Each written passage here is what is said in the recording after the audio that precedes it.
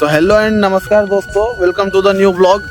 तो आज हम आए हैं जो तो हमारे अदरक के खेत में, देख सकते हो आप लोग, ये अपना अदरक का खेत है और हमारे साथ में प्रशांत भाई भी आए हैं। क्या बोलते प्रशांत भाई? नमस्ते। चलो उधर। एमआर कौन सी कंपनी में एमआर शिप करते हैं प्रशांत भाई अपन? ये रडार एग्रो साइंस के एमआर है, जो कि मतलब उसको अपन आसान भाषा में खेती के डॉक्टर भी बोल सकते हैं। तो हम इनसे पूरी जानकारी लेंगे और आपको शेयर करेंगे कि भाई अदरक में जो भी कीटनाशक जो भी लगता है, या तो अदरक को सड़ कैसे लगती है कैसे नहीं, इसके बारे में हम आपको संपूर्ण जानकारी देंगे। तो बने रहिए वीडियो में। तो दोस्तों हम जो है तो हमारे अदरक के प्लॉट में आए हुए हैं और प्रशांत भो भी साथ में। और प्रशांत भो ने हमको जो है तो हमारे अदरक में जो भी रोग है वो बताया है। प्रशांत भो, ये क्या चीज़ है? ये जो दिख रहा है अदरक पे, ये इल्ली की वजह से हो रहा है। इल्ली की वजह से है ना? तो इसके लिए फवारनी क्या करना पड़ेंगे अपन को? इसके लिए जोर से बोलो। एंड्राकॉल हाँ। और कोरोजन ले लो। हाँ, मतलब ऐसा आप ऐसा जानकारी दीजिए कि हमारे शेतकरी भाइयों को जो है तो सस्ते में बेनिफिट मिल सके।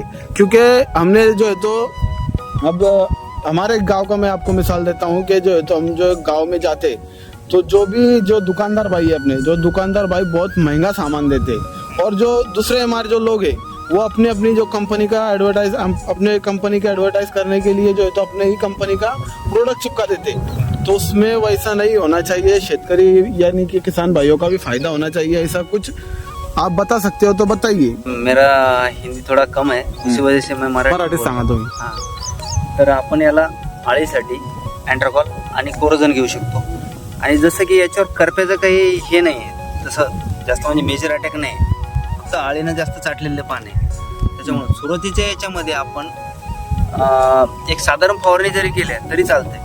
जास्त काही हाय फवारण्या करण्याची काही गरज असंच नाही असं मला वाटतं। आणि आता जसं सांगितलं रिझॉन म्हणून केलं तसं त्या हिशोबानं। आणि आपल्या कंपनीचे रडार ॲग्रो सायन्सची एक 12 प्रकारचे अन्नद्रव्य असलेली किट आहे, ज्याच्यामध्ये समजा आपलं सत्व आहे। सत्व म्हणजे जे आपण बॅक्टेरिया जे म्हणतो NPK बॅक्टेरिया ते असतं। व्हॅम आपण मायक्रोराजा म्हणतो त्याला, मायक्रोराजा पण असतं।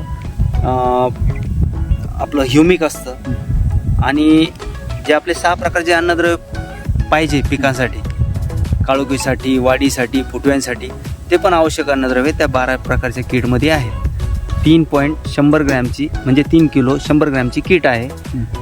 तर ती मी आता रिझॉन भाऊला रेकमेंड करणार आहे आणि आपण तिचा रिझल्ट येणाऱ्या व्हिडिओमध्ये बघू शकतो कसे रिझल्ट आले।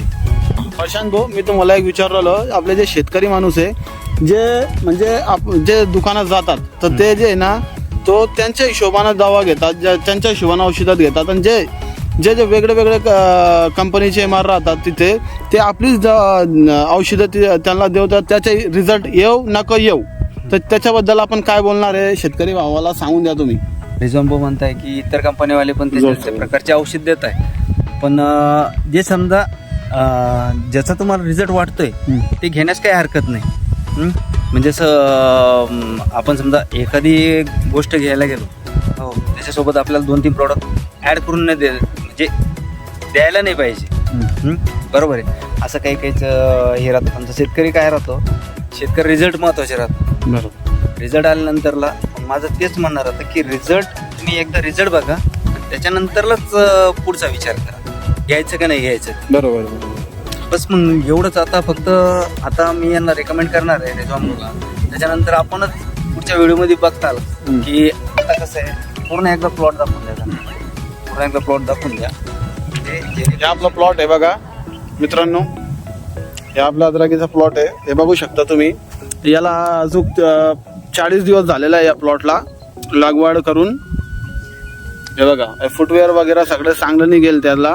आता जे पण प्रशांत भाऊ आपल्याला रिकमेंड करणार आहे ते आपण घेणार आहे आणि नंतर त्याचा रिझल्ट पण बघणार आहे का प्रशांत भाऊ जे रिकमेंड केलेलं आहे त्याला काय होणार आहे काय नाही, त्याचा रिझल्ट येतो का नाही, त्यांची कंपनीचा रिझल्ट येतो का नाही, ते आम्ही तुम्हाला पुढच्या व्हिडिओमध्ये नंतर सांगणार आहे। अजून एक महत्त्वाची गोष्ट प्रशांत भाऊ सांगणार आहे, ते सांगा प्रशांत भाऊ।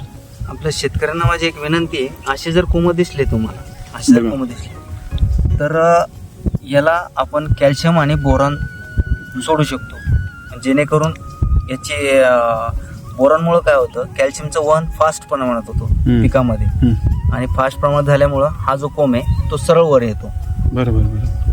आणि बहुतांशी प्रमाणात काय होतं, सगळ्यात मोठा आजार पिळा, सड आणि याच्यावर जो निमॅटोड, तो आजार फक्त आपला जर अद्रकीचा कंट्रोलमध्ये जर असला तर अद्रकीचं उत्पादन भरघोस प्रमाणात घेण्यापासून आपल्याला कोणीच रोखू शकत नाही, असं माझं मत. तो तुम्हाला आणखीन एक विचारायचं आहे, म्हणजे आपला प्रश्न ये होतो का, म्हणजे शेतकरी माणूस जे अद्रकीचं जे शेतकरी लागवड करतात तर त्यांची अद्रकले सड लागू राहिली त्यांना, तर त्याचं काय प्रिव्हेशन करू शकतात हे पण आपल्या शेतकरी माणसाला तुम्ही सांगून द्या, म्हणजे त्याच्यासाठी काय केलं पाहिजे का अद्रकीला सड नाही लागले पाहिजे म्हणून. तर माझी सर्वांना एक विनंती आहे की सध्या तरी जेवढं तुमचं जर सड लागली असेल तर सड लागायचं याच्यामध्ये तुम्ही फक्त काय करा, त्याला जे आपण केमिकलमधलं जे पण औषध सोडतंय त्याला गॅप लागतं. म्हणजे आपण ट्रायकोसोडो जर सोडताय तर ट्रायकोसोडो हे सोडच्या वेळेस, म्हणजे अद्रकी सड लागायच्या वेळेस तुम्ही ट्रायकोसोडो सोडणारच आहे, तर त्याला 5 दिवसाचा गॅप ठेवा. ट्रायकोसोडो सोडायच्या पहिले पण तुम्ही 5 दिवस त्याचं अंतर पाहिजे, आणि ट्रायकोसोडो सोडल्यानंतरला 5 दिवस त्याच्यामध्ये गॅप हवा, म्हणजे जेणेकरून ते जैविकमध्ये राहतं, मोडतं ट्रायकोसोडो, आणि त्याच्यामुळं आपल्या ज्या खालच्या ज्या बॅक्टेरिया असतात त्या आपण केमिकल जे सोडतो समजा खत वगैरे औषधी, तर ते सोडल्यामुळं ट्रायकोसोडोचे जीवाणू जे ते मरण पावतात. ट्रायकोसोड म्हणजे ते रोगमध्ये ते त्याच्यात तेच राहतं ट्रायकोसोड. हां बरोबर. ट्रायकोडर्मा आणि सुडोमोनस या जैविक बुरशी असतात. बरोबर. जैविक बुरश्या त्या ज्या आपले सड लागली त्याच्यावर काम करतात. तर दर महिन्याला अगर सोडल्या झाला प्रशांत भाऊ, आपण दर महिन्याला रोको किंवा कोणतंही कीटकनाशक जे तुम्ही रिकमेंड केलेलं आहे ते सोडलं तर बरं राहील का? नाही, रोको नाही सोडायचं. ट्रायकोसोडो जरी सोडलं तरी तुम्हाला बेनिफिट भेटणार आहे त्याचं. 1.5 महिन्याला असं टप्प्याटप्प्याने जर सोडला आपण. आणि आता जर काही प्रमाणात शेतकऱ्यांची जर सड लागली असेल तर त्यांनी फक्त रासायनिक काहीही करू नये. रासायनिक खत वगैरे देऊ नका. रासायनिक खत दिल्यानंतरला अद्रकीचं जे मूळ आहे, अद्रकीच्या मुळामध्ये साईड इफेक्ट जास्त होतात. बरोबर. म्हणजे मुळ्या जळण्याचा धोका जास्त असतो. मग त्याच्यामुळं काय म्हणतो, कंदकुचं प्रमाण सगळ्यात जास्त लागण्याची शक्यता जास्त राहते. आणि दुसरी एक गोष्ट की तुम्ही जर अद्रकीचा जवळपास 1.5 महिन्याचा प्लॉट झाला असेल तुमचा, तर अद्रकीला कमीत कमी पॉवर टिलरने म्हणा किंवा हाताने म्हणा अद्रकीला भर लावून घ्यायचं. हा, भर जर लावली नाही तर त्याच्यामुळं कंदमाशी अटॅक करू शकते. आणि कंदमाशी जर अटॅक झाला, जिनं जर समजा अंडीच्या अवस्थेमध्ये ती जर आली तर ती अद्रक जास्त प्रमाणात सड लागू शकते. आता काय सांगू शकता तुम्ही, काय सांगायचं आता काही राहिलेलं आहे? नहीं, बस धन्यवाद प्रशांत भाऊ. मिलते हैं नेक्स्ट वीडियो में दोस्तों.